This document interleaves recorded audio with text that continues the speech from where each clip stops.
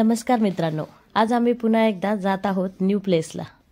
तुम्हाला आतापर्यंतचा व्हिडिओ पाहून लक्षात आलंच असेल, आम्ही जात आहोत लोणावळ्याला। चला तर मित्रांनो, या व्हिडिओमध्ये मी तुम्हाला Lonavala lake point, Bhushi dam, tiger point, lion point हे सगळे स्पॉट्स दाखवणार आहे। त्यामुळे व्हिडिओ शेवटपर्यंत नक्की पहा। असे छान छान व्हिडिओ पाहण्यासाठी चॅनलला सबस्क्राइब नक्की करा। लोणावळा हे पुणे जिल्ह्यामध्ये असलेले एक पर्यटन स्थळ आहे। लोणावळा पुण्यापासून 64 किलोमीटर तसेच मुंबईपासून 96 किलोमीटर अंतरावर आहे। लोणावळा हे मुंबई पुण्यामधील एक अति महत्त्वाचे रेल्वे स्थानक आहे।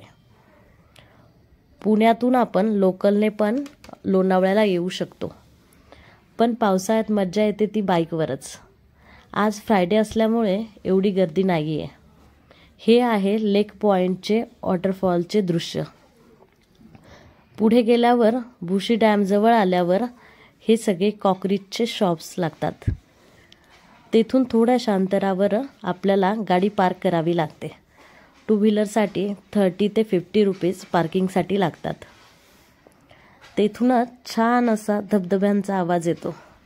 यस, फायनली आपण पोहोचलो लोणावळ्याचं सौंदर्य अशा मोस्ट फेमस अशा भुशी डॅमला। मित्रांनो, फर्स्ट टाइम मी मान्सूनमध्ये लोणावळ्याला आली आहे।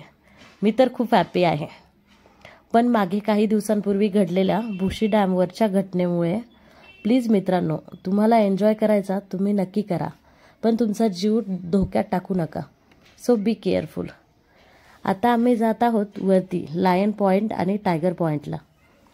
छान असा थंडगार वारा, अंगावर लागणाऱ्या पावसांच्या सुंदर सरी, सर्वत्र पसरलेलं धुकं, हे सगळं खरंच स्वर्गापेक्षा कमी नाही।